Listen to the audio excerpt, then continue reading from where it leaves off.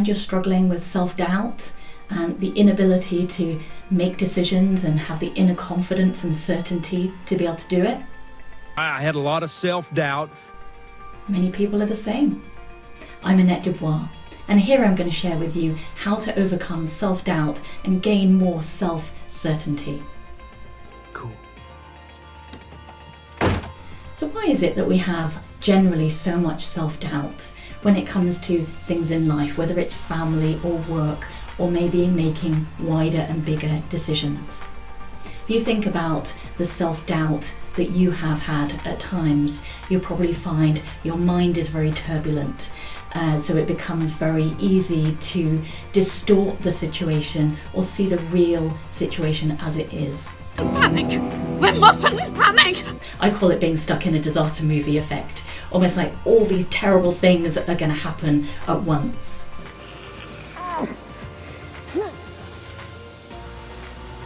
And of course, most never do, and certainly not in the way that you've pictured and imagined it in your turbulent mind. Hold up, you leaving too, Batman? Shit. Yes, yeah, I'm leaving. Okay, I don't want to die. Or perhaps you have that really niggly, nagging self-talk Sake, why does everyone keep nagging and nagging? going on, that you're not good enough, or you can't do this, or you're too unqualified to be able to do it, or whatever it might be. Filled with self-doubt. Quite often we find self-doubt in making decisions, and that can cause us to be very uncertain about things and also feel ill-equipped to be able to deal with making that final decision, whether it's a bigger decision at work, or whether it's to do with your family, or whether it's something to do with yourself. Many people find making decisions really difficult, and it comes back to a few things.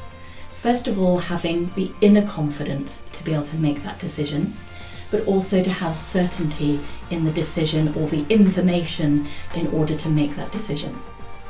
And here's the thing about decisions, is that they're based on what's in front of you or the information you have at the time.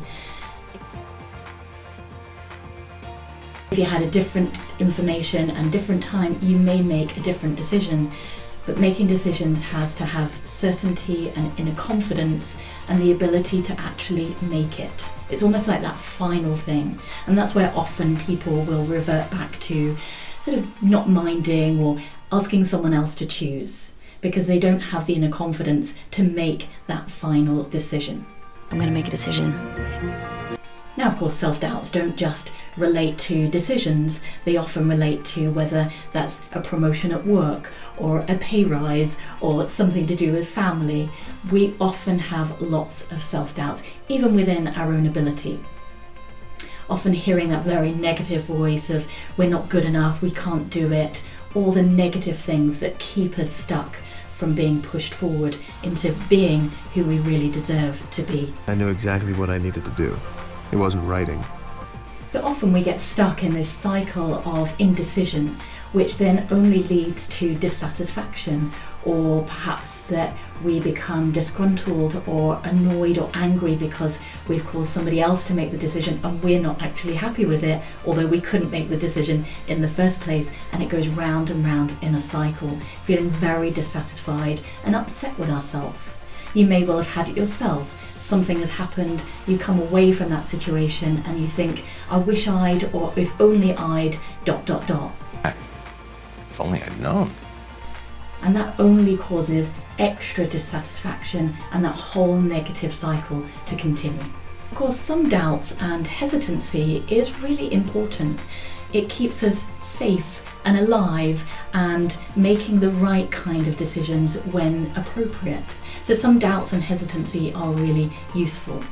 And you may have experienced where you've got something to do, whether it's work, family, or other things, chores, and you're finding there's a level of resistance or you're hesitating longer. There's a difference between procrastinating and hesitating in those kind of situations. And at that point, to question deeper. You may well have had some kind of sensation in your body, typically in your gut or your belly. There's a saying, what's your gut say, or your gut feeling? It's just my initial gut feeling. Our second brain is in our gut, our intuition, our knowing. So it means that there's something trying to tell you, perhaps look wider, ask bigger, better questions in order to come to that decision or the point that you need to. So some doubts and hesitancy are really useful, but maybe not to the point of procrastination, which keeps that negative cycle going in indecision and negativity. So what can you do when it comes to having that self-doubt and the inability to make decisions or choices that you have available? Well, first of all, it's about getting really clear with what it is.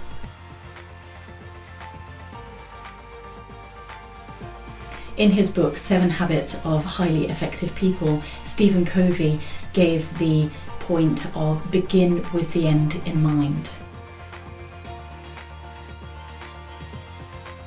So useful.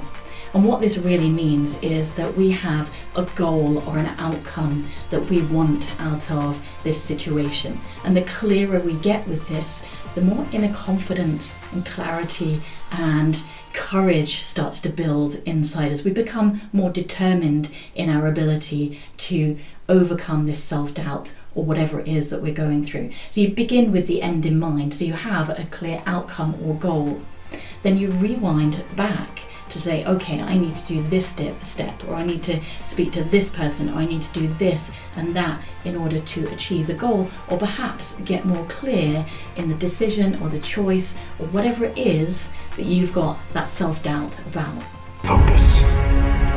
And once you've got clear on that, let go of perfect.